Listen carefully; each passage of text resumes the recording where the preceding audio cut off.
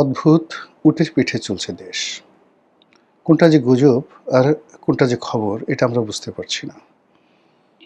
বাংলাদেশে এমন একটা সময় ছিল যখন মানুষ অধীর আগ্রহে বিবিসি শোনার জন্য বসে থাকত। তারপর ভয় যাবে আমেরিকা থেকে কি বলা হলো।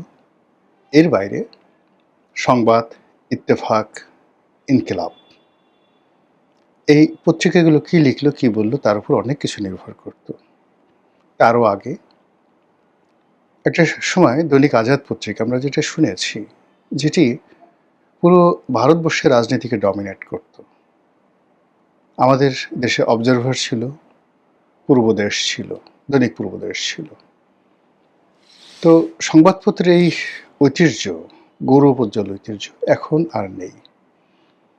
এখন হাতে গোনা দুই একটি পত্রিকা রয়েছে যারা অভিনয় করছে, মুনাফিকি করছে, ইন্টেলেকচুয়ালি পারভার্টেড হয়ে কখনো ভয় দেখাচ্ছে, কখনো লোভ দেখাচ্ছে এবং কখনো বিভ্রান্ত করছে। আর ছোট ছোট যে পত্রিকাগুলো রয়েছে এগুলো সরকারের তোষণ করে থাকে। বড় বড় কর্পোরেট হাউস থেকে বের হয়, তাদের ব্যবসা বাণিজ্য প্রোটেকশন করার জন্য তারা মূলত পত্রিকাগুলো বের করে। এক্ষেত্রে সরকারের মধ্যে যদি কোনো স্ট্রং পার্টি থাকে তাহলে এক পক্ষের মদদে অন্য পক্ষকে আক্রমণ করার জন্য তারা মাঝে মধ্যে সরকারের মন্ত্রীর বা প্রশাসনের অনেক দুর্নীতির খবরাখবর ছাপে। কিন্তু ইন জেনারেল সরকারকে আঘাত করার মতো অবস্থা সেই 2001 সন থেকে কখনই আমাদের সংবাদপত্রগুলো সাহস করেনি। 2001 সনে বিএনপির জমানা থেকে, তারপর 111, তারপর আওয়ামী লীগের জমানা।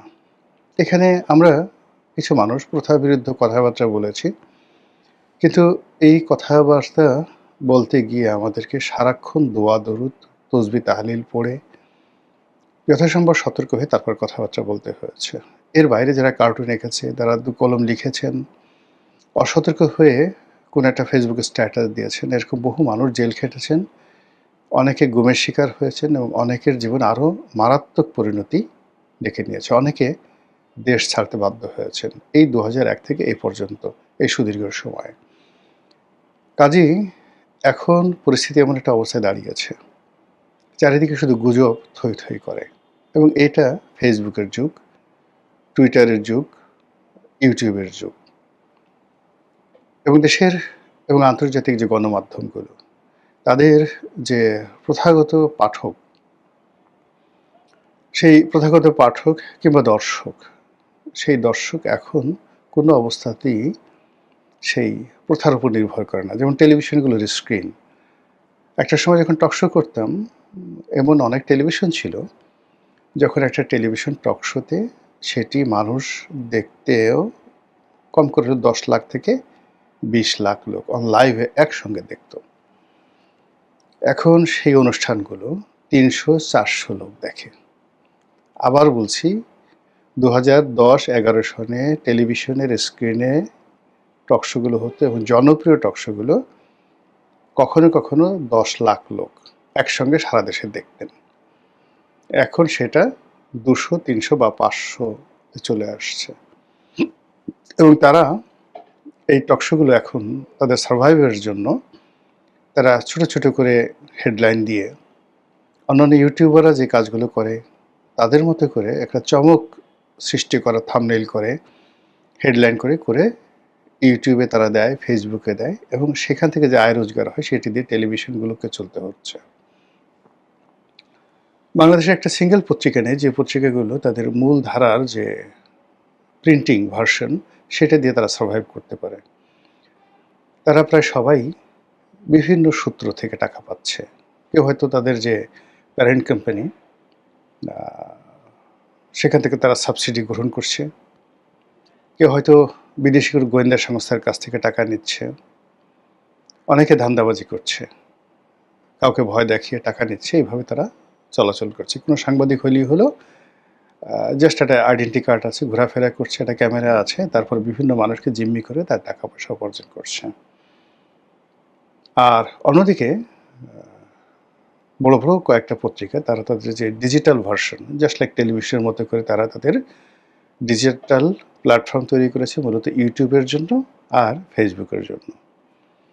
সেখানে তারা ফটো কার্ড দেয়, সেখানে তারা ভিডিও দেয়, নানা রকম সাক্ষাৎকার ছাপা হয় এবং সেগুলোর মধ্যে আর আমরা যারা ইউটিউবিং করি এদের মধ্যে ১৯-২০ পার্থক্য আছে। বরং ক্ষেত্র বিশেষে আমরা যারা ইউটিউবিং করি আমাদের অনেকের যে কনটেন্ট আমরা যেগুলো তৈরি করি কনটেন্টের মান অনেক পত্রপত্রিকা বা টেলিভিশনের চাইতে অনেক অংশে বেশি। ফলে আমাদের মধ্যে কারো ভিউ, কারো গ্রহণযোগ্যতা, সরকারি অফিসগুলোতে এদের যে দাপট, এটি যেকোনো পত্রপত্রিকার চাইতে অনেক বেশি। তো এই যে সামাজিক মাধ্যম কেন্দ্রিক বাংলাদেশের রাজনীতি, বাংলাদেশের অর্থনীতি, বাংলাদেশের গণমাধ্যম প্রচার প্রোপাগান্ডা চলছে, এদের মধ্যে আসলে বোঝা যাচ্ছে না যখন কোনো একটা ঘটনা হয় বা ঘটে সঙ্গে আমরা হৈ রই করে উঠি সামাজিক মাধ্যমে। অন্তত ১ সপ্তাহ পরে আমরা বুঝতে পারি কোনটা সত্য এবং কোনটা মিথ্যা, কোনটা এআই নির্মিত আর কোনটা এআই নির্মিত নয়, কোনটা গুজব আর কোনটা বাস্তব। তারই প্রেক্ষিতে কি হলো, যখনই সামাজিক মাধ্যমে সেটা কোনো পত্রিকার সূত্রে আসুক, টেলিভিশনের সূত্রে আসুক, কোনো ইউটিউবার বা কোনো ফেসবুকারের সূত্রে আসুক বা অন্য যেকোনো সাধারণ মানুষের সূত্রে সেটা আসুক না কেন, মুহূর্তের মধ্যে অ্যাট্রাকটিভ কোনো কিছু হলে সেটা ভাইরাল হয়ে যায়। এরপর শুরু হয় হৈ রই কাণ্ড, খোঁজাখুঁজি করার পরে যখন সত্য প্রকাশ হয়ে পড়ে তখন এক ধরনের প্রতিক্রিয়া দেখা দেয়, আর যখন মিথ্যা প্রমাণিত হয় তখন অনেকে চুপ হয়ে যায়। কিন্তু মিথ্যার কারণে যার ক্ষতি হওয়ার তার কিন্তু ক্ষতি হয়ে যায়। তো এই যখন অবস্থা চলছে, ঠিক সেই সময়টিতে আমাদের যে রাজনৈতিক অঙ্গনে যারা আছেন তাদের উপর সবচেয়ে বেশি অবিচার হচ্ছে। সরকারের উপর, বিরোধী দলের উপরে, দেশ থেকে যারা চলে গেছেন, আওয়ামী লীগের শীর্ষ নেতৃবৃন্দ তাদের ব্যাপারে, সাধারণ মানুষ এবং যারা সামাজিক মাধ্যমে বিভিন্ন প্রসঙ্গ যারা আলাপ আলোচনা করেন তাদের দাপটে রাজনীতিবিদদের সকল প্ল্যান প্রোগ্রাম রীতিমতো তছনছ হয়ে যাচ্ছে।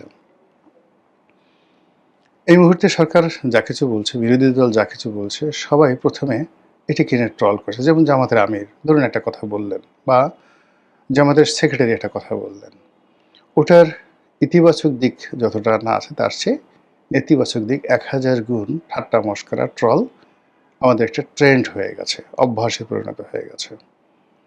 আবার তারেক রহমান সাহেব বা তার মন্ত্রীরা যে কোনো একটা কর্মকাণ্ড করলেন সেটার ইতিবাচক দিক আমরা না দেখে নেতিবাচক দিক আমরা দেখতে থাকি। অনেক আগে আমি অপার হয়ে বসে আছি পারে লয়ে যাওয়া মায়, সেই যে বিখ্যাত গান লালন গীতি। তো অসহায়ভাবে যখন আমরা একেবারে বসে থাকি কোনো একটা জায়গাতে, চারিদিকে সমস্ত সম্ভাবনা বন্ধ হয়ে যায়, একটা সময় আমরা নিয়তির কাছে সমর্পণ করি এবং সেই যে নিয়তির কাছে সমর্পণ করা, সেইগুলোই আমাদের কবি সাহিত্যিকরা বিভিন্ন তাদের গানে ছন্দে ফুটিয়ে তুলেছেন। লালন যেভাবে বলেছেন, আমি অপার হয়ে বসে আছি পারে লয়ে যাওয়া আমায়, খুব বিখ্যাত। আমি আর পারছি না, খেয়া না ঘাট নাই, অসীম নদী, ওপারে কি আছে আমি কিচ্ছু জানি না, আমার জীবন তছনছ হয়ে গেছে, হে বিধাতা তুমি আমাকে নিয়ে যাও। এই যে আকুতি, কিংবা ধরুন সেই বিখ্যাত পল্লী গীতি আব্দুল আলিমের মন মাঝি তোর বৈঠা নেড়ে আমি আর বাইতে পারলাম না। তো এই যে আবহমান বাংলার যে গানগুলো, সেই গানগুলো এখন উল্টো হয়ে গেছে। আমি অপার হয়ে বসে আছি সর্বনাশের আশায়। আমরা এখন ভালো কোনো কিছু স্বপ্ন দেখতে পারছি না। সবসময় একটা মন্দ চিন্তা, আতঙ্ক, পরিবর্তন, অস্থিরতা এবং যে কোনো মানুষের সফলতা দেখার সঙ্গে আমাদের চোখ টাটাতে থাকে, শরীরের মধ্যে কিলবিল করতে থাকে এবং সুখে থাকতে যে ভূতে কিলায়, এখন এই যে ভূতগুলো আমাদের বাংলাদেশের ইতিহাসে, হাজার বছরের ইতিহাসে এত ভূত আর কখনো ছিল না, যারা এই কোনো সুখী মানুষকে দেখলে তার উপর এসে ধমাধম পিটাতে থাকে, কিল দিতে থাকে। শেখ হাসিনার ১৭ বছরের জীবনে বা ১৫ বছরের যে শাসন, এর মধ্যে শেষ ১০টি বছর ১৪ থেকে ২৪ মানুষ প্রাণত চেয়েছে আগে সে যাক। এমনকি তারা বলতো যে আল্লাহর তুমি আল্লাহ দয়া করো, তাকে না জান্নাত দিয়ে দাও। তবুও আমরা তার সাথে পারছি না এই মহিলা মারা যাক। আর এজন্য আমরা আমাদের অসহায়ত্ব ফুটে তোলার জন্য বারবার গল্প ফেলেছি, শেখ হাসিনার ক্যান্সার হয়েছে, শেখ হাসিনার ওটা হয়েছে, ওটা হয়েছে, সে আর আসবে না, ইত্যাদি ইত্যাদি। মানে এটা নিজেকে একটা প্রবোধ দেওয়ার মতো অবস্থা যখন আমরা অসহায় হয়ে পড়ি। শেখ হাসিনা গেল, মহা খুশি। এরপর ইনু সাহেব এলো, তারপর আমাদের মন ভালো না। আমরা জাস্ট 15 দিন আমরা 2 সপ্তাহ আমরা ঠিকমতো থাকতে পারলাম না। এরপর আমরা ইনুসের বিরুদ্ধে লাগলাম। ইনুস গেলেন, এরপরে এলেন তারেক রহমান সাহেব। আসার প্রথম দিন থেকে আমরা তাকে নিয়ে ঠাট্টা করছি, মশকরা করছি। Say I have a plan বলছে। এখন তারা বলছে, মিয়া আপনার কি প্ল্যান আছে? মানে আমি দেখেন আপনি করে বললাম, পাবলিক মানে যারা মানে ইউটিউবে আসে বা ফেসবুকে আসে, পরিচয় গোপন করে বিভিন্ন রকম বট বাহিনী তৈরি করে, যা মুখে আসে তাই ব্যবহার করে একজন রাষ্ট্রের প্রধানমন্ত্রী তাকে তুই-তুকারি করে নানা রকম কথাবার্তা তারা বলতে থাকে। প্ল্যান আছে, ঘোড়ার ডিমের প্ল্যান আছে, খাল কাটা, অমুক, অমুক, অমুক, ফ্যামিলি কার্ড, অমুক, অমুক, অমুক, যা বলছে মানে সরকারের পক্ষ থেকে এনিথিং, সেটা সরকার বলুক, মন্ত্রীরা বলুক, এমপিরা বলুক, প্রধানমন্ত্রীর উপদেষ্টারা বলুক, যাই বলুক না কেন, একটি পজিটিভ কথা বলার সঙ্গে সঙ্গে 1000 নেগেটিভ ন্যারেটিভ দাঁড়া করানো হয়ে যাচ্ছে। এরই প্রেক্ষিতে একটা সরকার নির্বাচিত হয়েছে, তার 5 বছর সময় যাবে, সে তার পরিকল্পনাগুলো বাস্তবায়ন করবে। সামনে ইলেকশন আসবে। ইলেকশন এলে আমরা পছন্দ হলে তাকে ভোট দেবো, নাহলে ভোট দেবো না, এটা স্বাভাবিক। আর এরবারে যেটা হয় যে সরকারের ব্যর্থতা যদি চরম আকার ধারণ করে, মারাত্মক আকার ধারণ করে, সরকার যদি ক্রিমিনাল অফেন্স করে, আমরা জনগণ রাস্তায় নামবো এবং সরকারের বিরুদ্ধে নিয়মতান্ত্রিক আন্দোলন করবো, এই তো স্বাভাবিক। কিন্তু এখন আমরা কি করছি? এই সরকার আসলো মাত্র 6 মাস। এই 6 মাসের মধ্যে আমরা ধৈর্য হারিয়ে ফেলেছি। আমরা এখন মধ্যবর্তী নির্বাচন চাচ্ছি, আমাদের নিজেদের মুরদ নাই। আমরা এখন বিভিন্ন রকম উছিলা খুঁজছি। ভারত কি বলবে, দীনেশ ত্রিবেদী কিভাবে তাকালেন, সার্জিও গোর কখন এলেন, কার সাথে বৈঠক করলেন, আমেরিকান কোন প্যাসিফিক কমান্ডার বাংলাদেশে গোপনে এলেন, আমেরিকান ম্যারিনের কোন সেনাপতি বাংলাদেশে এলেন, তারপর চীন গেলেন তারেক রহমান সাহেব, সেখান থেকে কী পেলেন, খলিলুর রহমান আসলে বাংলাদেশের জন্য কিছু করছে, সে কি ডক্টর ইউনূসের লোক, আমেরিকার লোক, নাকি তারেক রহমান সাহেবের লোক? আবার তারেক রহমান সাহেবের যে অতীতের যে সমালোচনাগুলো, সেগুলো আবার সামনে এনে এই বিদ্যুতের সঙ্গে, হেরিকেনের সঙ্গে, খাম্বার সঙ্গে, বিদ্যুৎ মন্ত্রী টুকুর সাহেবের সঙ্গে মিলিয়ে নানা রকম প্যারোডি যেভাবে মানে শুরু হয়েছে, এতে করে সরকার রীতিমতো পাগল হয়ে গেছে। সরকারের মাথা ঠিক নেই। সরকার এই আগে যে সকল আইন ছিল, সন্ত্রাস দমন আইন ছিল, তারপর সেই আইনের সঙ্গে সেই যে সাইবার সিকিউরিটি অ্যাক্ট, এগুলো ছিল। আবার তত্ত্বাবধায়ক সরকারের আমলে এগুলো কিছুটা পরিবর্তন করা হয়েছিল, মডিফাই করা হয়েছিল। এখন সরকার দেখলো যে মানুষের ফাজলামো এমন পর্যায়ে বেড়ে গেছে যে কোনো অবস্থাতেই এদের হাত থেকে নিরাপদ রাখা যাচ্ছে না। আপনি দেখবেন যে সব কিছু সহ্য করা যায়, কিন্তু নুইসেন্স সহ্য করা যায় না। বাংলাদেশের একটা বিখ্যাত কথা আছে যে বাঘের হুঙ্কার সহ্য হয়, কিন্তু বানরের ভেংসি শুরু হয়, সহ্য করা যায় না। এখন তারেক রহমান সাহেব বা তার দল, অনেক বড় দল, তারেক রহমান সাহেবের অনেক তারা মনে করেন যে বাংলাদেশে তারেক রহমান সাহেবের মতো এরকম রাজপুত্র দ্বিতীয়টি নেই। তার মা প্রধানমন্ত্রী, তার মা ফার্স্ট লেডি, তার বাবা প্রেসিডেন্ট, সেনাপ্রধান, মুক্তিযোদ্ধা, তো ইত্যাদি কত, তার শ্বশুর নৌবাহিনী প্রধান, মন্ত্রী, তার স্ত্রী ডাক্তার, পিএইচডি হোল্ডার, মানে এইরকম যাকে বলা হয় একেবারে ব্লু ব্লাড সব দিক থেকে। আপনি যদি ব্রিটেনের কোনো লর্ডকে ধরেন, আর্ল ধরেন, বা রাজ পরিবারের কোনো সদস্য, থিওডর রাজবংশের কোনো সদস্য, ঠিক ওইরকম বাংলাদেশে তারেক রহমান সাহেবকে মনে করা হয় ব্লু ব্লাড। তো সেই ব্লু ব্লাডের একজন মানুষ প্রধানমন্ত্রী হয়েছেন। এখন লোকজন তাকে ছোট করার জন্য সে লেখাপড়া কী করেছে, ইন্টারমিডিয়েটে তার রেজাল্ট কী, ম্যাট্রিকে তার রেজাল্ট কী, বিএ পাস সে কেন করলো না, ইত্যাদি ইত্যাদি নানা রকম সমালোচনা। সে এতদিন আমেরিকাতে লন্ডনে থাকলো, সেখানে থেকে কি একটা বার ল করতে পারতো না, একটু পড়াশোনা করতে পারতো না, অক্সফোর্ড থেকে কি একটা ডিগ্রি নিতে পারতো না?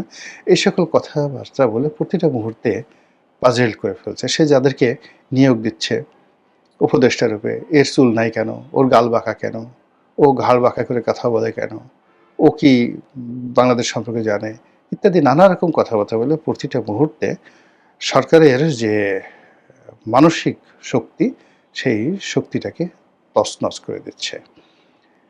এবং সেই তছনছের ফলে কি হলো, সাধারণ মানুষ আমাদের দেশে বিভ্রান্ত হচ্ছে। বিভিন্ন মানুষ একপক্ষ বলছে যে না, এই সরকার ৬ মাসের মধ্যে এটা শেষ করে দিয়েছে, বিদ্যুৎ দিতে পারতেছে না, মারামারি হচ্ছে, কাটাকাটি হচ্ছে, আইন শৃঙ্খলার কোনো মানে লক্ষ্য নাই, ব্যবসা বাণিজ্যের কোনো উন্নয়ন নাই, গ্যাসের সংকট, তেলের সংকট, এই ৬ মাসে অন্তত ৬,০০০ সমস্যা বাংলাদেশে কুড়ে কুড়ে খেয়েছে। বিভিন্ন জায়গাতে মন্ত্রীরা কাজের চেয়ে তাফালিং করছে বেশি, তারা সেই ফাটাকেষ্ট হওয়ার জন্য লাফালাফি করছে, তারপরে অভিনয় করছে, ফাঁকি দিচ্ছে, কারো কারো বিরুদ্ধে দুর্নীতির অভিযোগ আছে, প্রবলভাবে দুর্নীতির অভিযোগ আছে। ৬ মাসে যদি এই অবস্থা হয় তাহলে ৫ বছরের মধ্যে তো তারা মোটামুটি একেবারে ফোকলা বানিয়ে ফেলবে। কাজেই তাদেরকে সুযোগ দেওয়া যাবে না, immediately they have to go, এক্ষুনি তাদেরকে চলে যেতে হবে, টেনে হিসড়ে তাদেরকে নামানো হবে। এবং এটা দায়িত্বশীল বিরোধী দলের পক্ষ থেকে বলা হচ্ছে। তারপরে বিরোধী দলের এ টিম বি টিম তারা সরকারের বিরুদ্ধে প্রতিশোধ নিতে যাচ্ছে। অন্যদিকে আওয়ামী লীগের যারা লোকজন আছে তারা বিদেশ থেকে নানা রকম ফোড়ন কাটছে, এই আজকে আপা আসবে, কালকে আসবে, পরশুদিন আসবে, আজকে নরেন্দ্র মোদী এই কাজ করবে, পরশুদিন এই কাজ করবে। 2026 সনে সরকার 12টা বাজবে, 27 সনের মধ্যেই আবার একটা নতুন অংশগ্রহণমূলক নির্বাচন দিতে হবে আওয়ামী লীগকে কেন্দ্র করে। এই সমস্ত নানা রকম বক্তব্য মানে দিয়ে সামাজিক মাধ্যমে প্রতিটা মুহূর্তে যে হাইপ তোলা হচ্ছে, এই হাইপ দেখার পরে মানুষ তো, সরকারের যারা লোকজন আছেন তারা তো দেবতা নন, তারা মানুষ, রক্ত মাংসের মানুষ। ফলে তাদের যে কি কষ্ট হচ্ছে